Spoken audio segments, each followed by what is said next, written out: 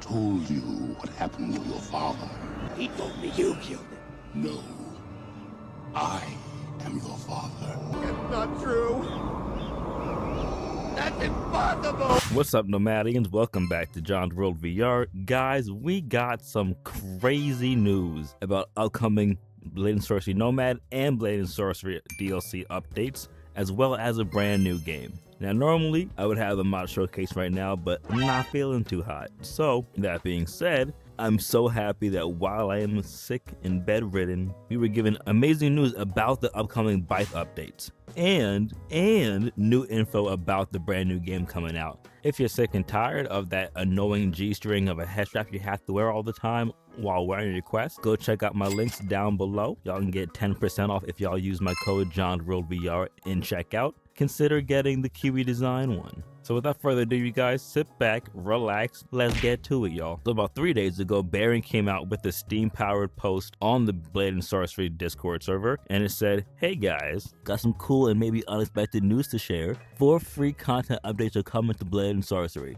Nomad players, don't despair. The updates are coming to Nomad 2. A meta news will drop a bit later with the same information, but you can always read the Steam news in the meantime since it's the same content." And then we got the update. Now this is what the update said. When I first saw the update, I was like, what the hell? This is pretty dope. It's 4 updates, but they add some pretty new lore, and I'm really excited to check them out. So with that, here's the Byeth update. Baron says, "Hello mates. The Baron here, bringing you some cool news from the Warp Frog front after a little hiatus. The first thing I wanted to let everyone know is that Warp Frog are officially working on the next game. It's way too early to do any kind of reveal, so we're going to keep this under our hats for now and keep cooking. Then in the future, we can do a big reveal announcement or trailer, so that way it'll really still be exciting. Oh, and only because many will probably assume I'll nip it in the butt and tell you right now, it is not Blade and Sorcery 2, which is really big news because for the longest time I had always assumed myself that we were going to get a Blade and Sorcery 2 at some point. I'm really happy to see that Warp Frog is respecting this product and this platform and moving on to something completely different. Baron continues and says, "However, what I can reveal is that the new game will share a lot of the DNA with Blade and Sorcery, and you will probably find it feels like a Warp Frog game. Our next game will be VR, physics-based simulation,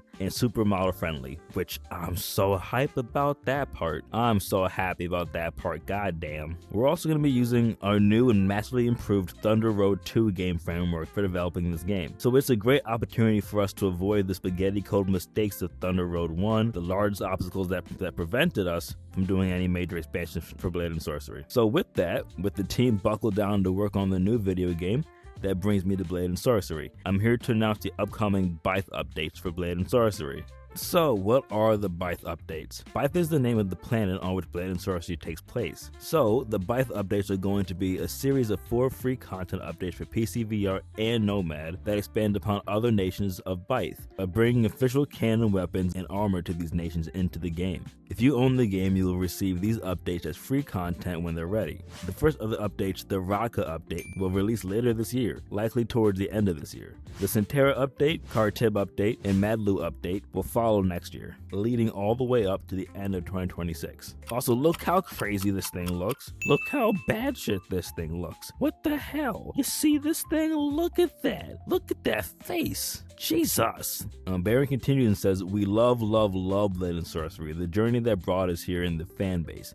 As mentioned, it's really hard for us to step away, but Thunder Road has made it impossible to continue expanding significantly to the point that if we tried, it would end up with updates that are spaced years apart, and it would be unsustainable. However, as we're not entering a heavy development period for a new video game, we know we would feel bad to leave Warp Frog fans waiting long for something new to look forward to from the studio. We thought these content updates would be a feasible middle ground. Most of the Warp Frog team is working on the new title, but a small dedicated skeleton crew is staying behind to work on these BNS updates, which thank you guys. Thank you very much for that. Things the updates will definitely include will be a new canon lore weapons and armor, representative of the other nations of Byeth. New gear will be purchasable in the Crystal Hunt shop, and likely the shopkeeper will have a little more lore to share in each update and how he came upon them. You will also be able to freely access all the new gear in the sandbox too, of course. To go with this, it is likely that each update will also include some kind of little feature, and by little feature I mean something that won't be likely to cause the mega bugs or break the game, so this means no massive overhauls or complex mechanics. Now, here's some of the risks involved and what not to expect. Fans of Bullfrog will know we explicitly try not to BS our players by overpromising for the sake of marketing, and we actively try to underhype the game to temper expectations. So I want to hit you guys with some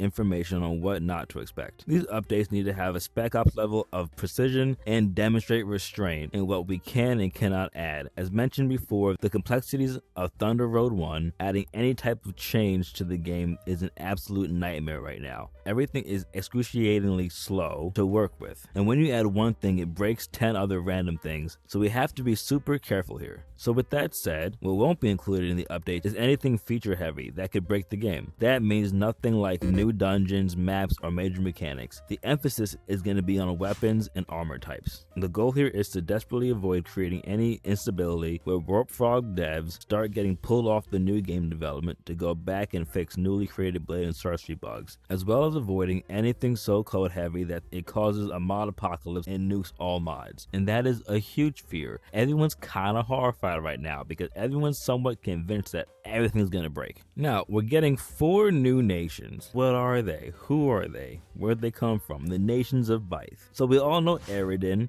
That's the OG. You can't talk about the nations of Byeth without mentioning Eridan, since this is where the entirety of Blade and Sorcery actually takes place. But let's hop into Radka. First of all, solid emblem. The landscape of Radka is a harsh and dangerous, craggy and mountainous, with swampy lowlands creating a hardy people. It's a feudal empire ruled by a crystal-obsessed emperor. In Radka culture, crystal sorcery is idolized and part of a daily life. Radka is the greatest antagonist of Eridan. The Emperor's expansion into the northern agrarian lands of Eridan is driving the native wildfolk south, creating a strife with Eridan settlers. This is the backdrop to the wildfolk faction in Crystal Hunt. The aesthetic for Radka is inspired by an amalgamation of East Asian cultures. Up next, we got Centara. Centara is a compact merchant republic with a far reach due to their skilled mariners and traders. Trade brokering between all nations of Byeth, but getting entangled in politics of none, has allowed the Centara to punch far above the weight class diplomatically and generate great wealth through unrestricted trade. Meanwhile, notorious pirate guilds flourish unchecked, filling their market gaps through the distribution of illegal trade goods. Drugs? This is the backdrop for the outlaw faction in Crystal Hunt, as the outlaws are seeking to secure and distribute crystal shards. The aesthetics for Centara are inspired by the Mediterranean and maritime cultures, but with a heavy pirate influence. Up next, y'all, we got Khartib, and Khartib is not so much a single nation as it is dozens of micronations, each diverse in customs and laws, symbolically held together by shared cultural ties. A blistering desert land, the clans of Khartib have been historically led by local strongmen, typically